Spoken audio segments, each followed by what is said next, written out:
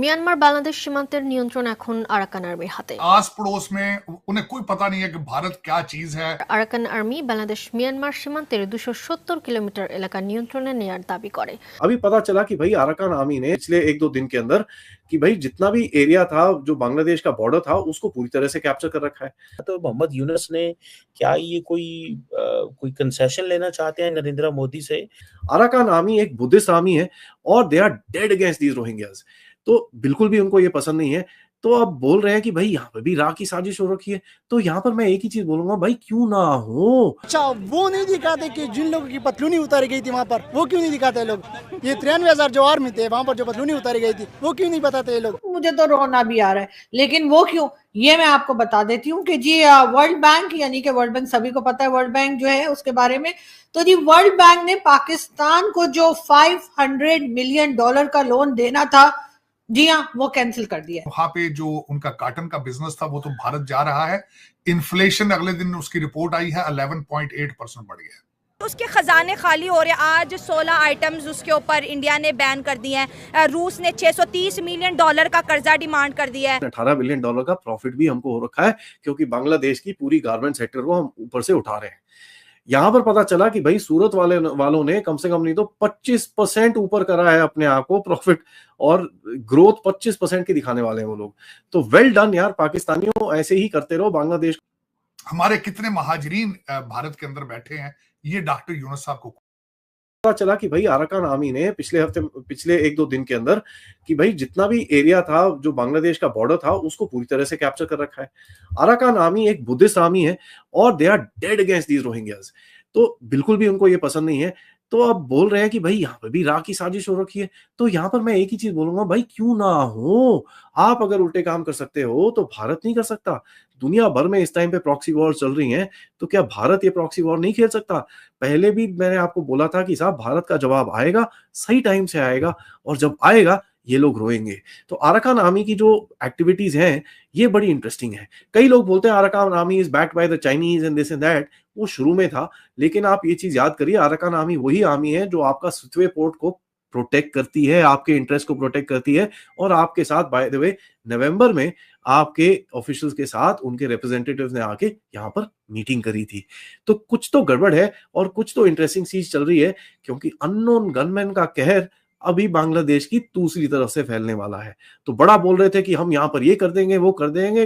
अबे अंकल लोगों, दूसरी तरफ देखो, तुम्हारे अंदर अभी बहुत बड़ा छेद होने वाला है। ठहर जाओ, अभी तो गेम शुरू हुई है गाइस, बड़ा मजा आने वाला है। कंगालुओं को भारत से भगाने के लिए जो स्ट्रैटेजी बनी है वो मैंने आपके साथ कल सुबह शेयर करी थी। देखा जाए तो उनका स्टेटस क्या है, जो सोच मैं थोड़े से अंदर के हालात बताना चाहता हूं कि वो किस डायरेक्शन पे जा रहे हैं। उनका नाम एज उनका स्टेटस है एडवाइजर। उनके पास कोई ओहदा कोई नहीं है अभी तक। और दूसरा, उन्होंने डॉक्टर यूनुस साहब ने अगले दिन तकरीर फरमाई है, बड़ी कंट्रोवर्शियल सी। उन्होंने कहा है कि हम रिफॉर्म करेंगे, हमारा काम है रिफॉर्म करना, हो सकता है उसमें 4 साल लग जाए। अब वो 4 साल उन्होंने रहना है आस पड़ोस में, उन्हें कोई पता नहीं है कि भारत क्या चीज है, हमने भारत के साथ किस तरह डील करना है, हमें बनाने के लिए भारत ने क्या किया था, हमारे कितने महाजरीन भारत के अंदर बैठे हैं, ये डॉक्टर यूनुस साहब को कोई अंदाजा नहीं इस चीज का, कोई अंदाजा नहीं। सार्क कंट्री का उन्होंने बिल्कुल आपकी बात ठीक है, ब्लैकमेल करने के लिए उन्होंने ताश का पत्ता फेंका है। इसके अलावा इसकी सूरत, इसके बारे में कुछ, और फिर साथ ही उसमें वो कहते हैं कि ये पॉसिबल नहीं है, भारत और पाकिस्तान के रिलेशनशिप की वजह से सार्क आगे ग्रो ही नहीं कर पाया। डॉक्टर यूनुस साहब बड़े पढ़े लिखे बंदे हैं, मेरे ख्याल में तो पूछना चाहिए कि सार्क कंट्रीज के हालात क्या है, जरा देखें तो सही, जरा गिन के वो जो 7 कंट्री हैं उनके इकोनॉमिक हालात देखें, पॉलिटिकल स्टेबिलिटी देखें, और फिर उसके बाद बताएंगे ये 7 कंट्री दुनिया को क्या दे सकते हैं, क्या ले सकते हैं। ये बहुत बड़ा क्वेश्चन है।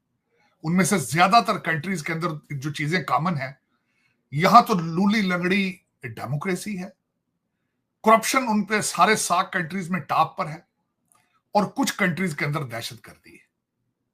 इन सर्कमस्टांसेस में पहले अब कहते हैं अपना बैक होम करें, अपने गिरेबान में झांकें, और फिर कोई ना कोई ऑर्गेनाइजेशन बनाने की कोशिश करें। उन्होंने, डॉक्टर यूनुस साहब को चाहिए सबसे पहले तो अगर रिफॉर्म करनी है तो रिफॉर्म जल्दी से जल्दी करके इलेक्शन की तरफ जाएं। और सबसे बड़ी वहां पे जो उनका कॉटन का बिजनेस था वो तो भारत जा रहा है। इन्फ्लेशन अगले दिन उसकी रिपोर्ट आई है 11.8% बढ़ गया।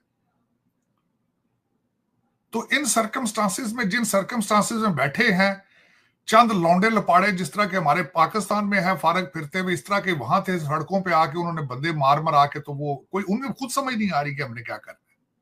और अभी भी लड़ रहे हैं एक दूसरे के साथ। ये नहीं कोई चुप करके घर चले गए हैं, उन्होंने कहा नहीं जी काम खत्म हो गया, नहीं। वो जब दिल करता है बाहर निकल के आके 2-4 बिल्डिंगें जला के 2-4 बसें जला के घर चले जाते हैं। ये उनका फ्यूचर है।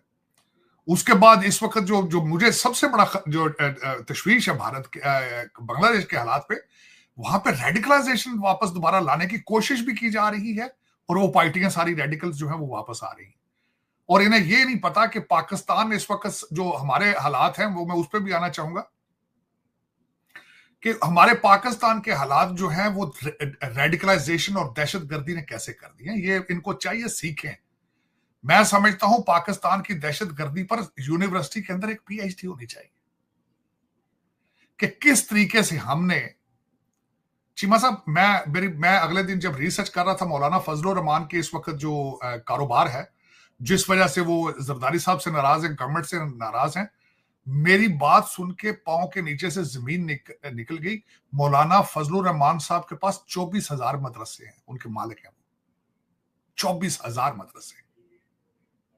18,000 मस्जिद जो मदरसे हैं वो दूसरे सब लोगों के हैं, जो दूसरा पाकिस्तान में सारे मौलवी बैठे हैं।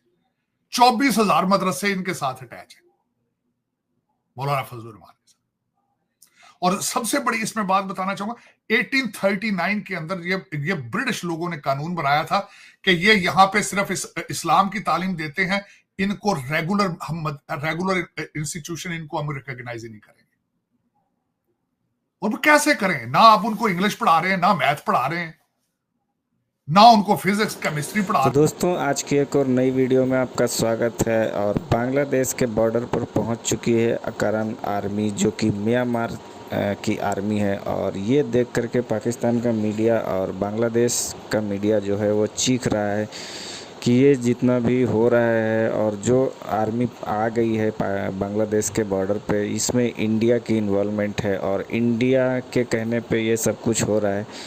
हालांकि इंडिया का इसमें इन्वॉल्वमेंट नहीं है, लेकिन जो खौफ है वो बांग्लादेशियों के अंदर और पाकिस्तानियों के अंदर साफ साफ दिख रहा है। इनको डर है कि कहीं ऐसा ना हो कि भारत सपोर्ट कर दे और जो अकारण आर्मी है वो बांग्लादेश के अंदर घुस के इन लोगों को ठोकना ना शुरू कर दे।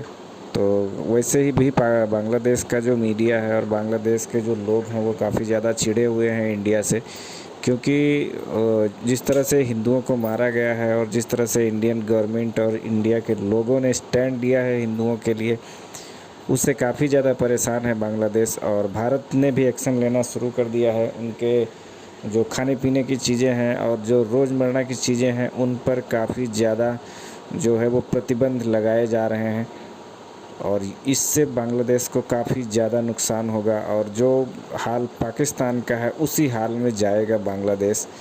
तो अभी इनका चीखना चिल्लाना शुरू है, देखते हैं आगे इसमें और क्या कुछ अपडेट्स आती हैं।